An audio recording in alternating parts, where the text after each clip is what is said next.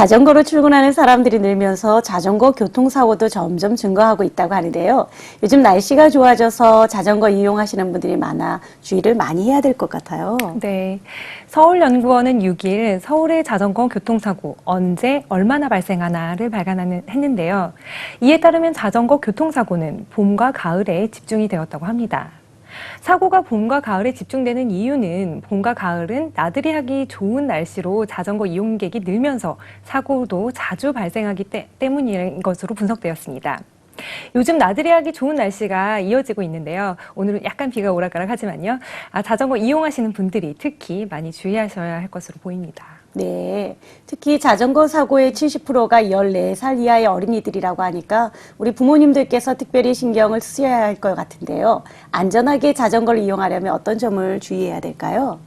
네, 자전거는 도로교통법에 따라 차로 구분이 됩니다. 따라서 기본적으로 자전거 운전자는 차의 운전자에게 적용되는 교통규칙을 똑같이 준수해야 합니다. 네. 도로교통법 중에서 어린이에 해당하는 것을 몇 가지 알려드리도록 하겠습니다. 도로교통법에서는 어린이의 보호자는 도로에서 어린이가 자전거를 타는 경우 어린이의 안전을 위해 인명보호 장구를 착용하도록 해야 합니다. 여기서 인명보호 장구란 안전모를 말하는 것인데요. 다음과 같은 기준을 만족하는 안전모를 착용하여야 합니다.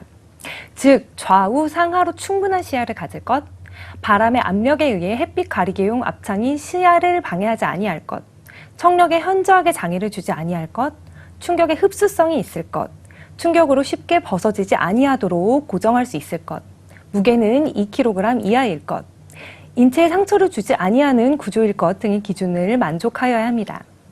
그리고 자전거와 관련한 교통안전 교육을 하여 주셔야 하는데요. 도로교통법에서는 초등학교와 중학교의 장이 자전거 이용과 관련된 교통안전 교육을 시행하도록 하고 있으나 집에서도 기본적인 안전 교육을 하도록 하시는 것이 좋겠습니다. 네. 말씀드릴 내용을 참고하셔서 좀 자녀에게 가르쳐 주시면 좋겠는데요.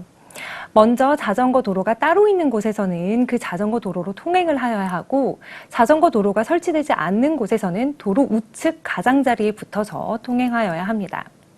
그리고 안전표지로 통행이 허용된 경우를 제외하고는 2대 이상이 나란히 차도로 통행할 수 없습니다. 어린이, 노인, 신체장애인에 해당하는 경우에는 보도로도 통행할 수 있으나 보도 중앙으로부터 차도 쪽 또는 안전표지로 지정된 곳으로 서행하여야 하며 보행자의 통행에 방해가 될 경우에는 일시 정지하여야 합니다. 네. 길을 다니다 보면 일반 횡단보도와 자전거 전용 횡단보도가 있는 곳이 있는데요. 어떤 차이가 있나요? 네. 도로교통법 제2조 제9호에서는 자전거 횡단도란 자전거가 일반 도로를 횡단할 수 있도록 안전표지로 표시한 도로의 부분을 말한다라고 규정하고 있습니다. 한편 제12호에서는 횡단보도란 보행자가 도로를 횡단할 수 있도록 안전표지로 표시한 도로의 부분을 말한다라고 규정하고 있습니다. 자전거가 횡단할 수 있는 곳, 사람이 횡단할 수 있는 곳 그렇게 구별하시면 되겠는데요. 자전거 횡단도가 있는 경우 자전거 횡단도를 이용하여 자전거를 타고 지나갑니다. 근데 자전거 횡단도가 없어서 횡단보도를 이용해서 도로를 횡단할 때에는 자전거를 타고 지나갈 수는 없고 자전거에서 내려서 자전거를 끌고 지나가셔야 합니다. 그렇군요. 사실 자전거 사고의 절반 이상이 자전거와 승용차가 부딪히는 사고라고 들었는데요. 실제로 분쟁이 생기는 경우도 종종 있겠죠. 네. 자전거 사고는 자전거와 보행자, 자전거와 자전거, 그리고 자전거와 자동차 사고로 크게 나눌 수 있는데요. 말씀하신 대로 자전거와 자동차가 부딪히는 사고가 그 건수가 참 많은데요. 몇 가지 실제 사례를 말씀드리겠습니다. 첫 번째 사례는 도로변에 자동차를 주차한 후 하차하기 위해서 운전석 문을 열다가 마침 뒤에서 오는 피해자 자전거 핸들 부분을 운전석의 문으로 쳐서 그로 인해 넘어진 피해자에게 상해를 입게 하고도 아무런 구호 조치 없이 현장에서 이탈한 사례였습니다. 대법원은 자동차의 교통으로 인해서 사람을 다치게 하고도 구호 조치 없이 도주한 경우에 해당한다고 판단하여서 처벌하였습니다. 네. 두 번째 사례는 자동차뿐 아니라 자전거도 밤, 즉 해가 진 후부터 해가 뜨기 전까지 등을 켜야 한다는 점에 주목한 판결인데요. 좀 오래된 판결이긴 하지만 밤에 이러한 등을 켜지 않고 차도를 무단횡단한 자전거를 친 그 자동차 운전자에 대해서 야간에 등을 켜지 않은 자전거를 타고 무단횡단하는 경우까지 예상해서 제한 속력을 감속하고 또 잘 보이지 않는 반대 차선의 동태까지 살피면서 서행하여야 할 그러한 주의 의무까지는 없다라고 보아서 자동차 운전자에게 무죄를 선고하였습니다. 네, 그렇군요. 그래서 요즘엔 아예 자전거 블랙박스를 달기도 한다던데 자전거 사고 발생 시에 어떤 점들을 기억해둬야 할지 자세히 소개해 주시죠. 네.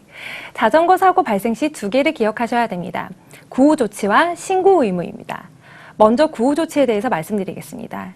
도로교통법 제54조 제1항은 교통으로 인해 사람을 사상하거나 물건을 손괴한 때에는 그 자전거 운전자는 즉시 정차하여 사상자를 구호하는 등 필요한 조치를 해야 한다고 규정하고 있습니다. 이를 위반해서 교통사고 발생 시 필요한 조치를 하지 않은 사람은 5년 이하의 징역이나 1,500만 원 이하의 벌금을 부과합니다. 두 번째로 교통사고가 났을 때 자전거 운전자는 경찰 공무원이 현장에 있는 때에는 그 경찰 공무원에게, 경찰 공무원이 현장에 없는 때에는 가까운 국가 경찰 관서에 사고가 일어난 곳 사상자 수 및 부상 정도, 파손당한 물건 및 손괴 정도, 그 밖의 조치 사항 등을 지체 없이 신고하여야 합니다. 다만 운행 중인 자전거만이 손괴된 것이 분명하고 도로에서 위험 방지랑 원활한 소통을 위해서 필요한 조치를 다 하신 때에는 신고하지 않으셔도 됩니다. 그런데 신고 의무를 위반해서 사고 발생 시 조치 상황 등의 신고를 하지 않은 사람은 도로교통법 제154조 제4호에 따라서 30만 원 이하의 벌금이나 구류에 처해지게 됩니다.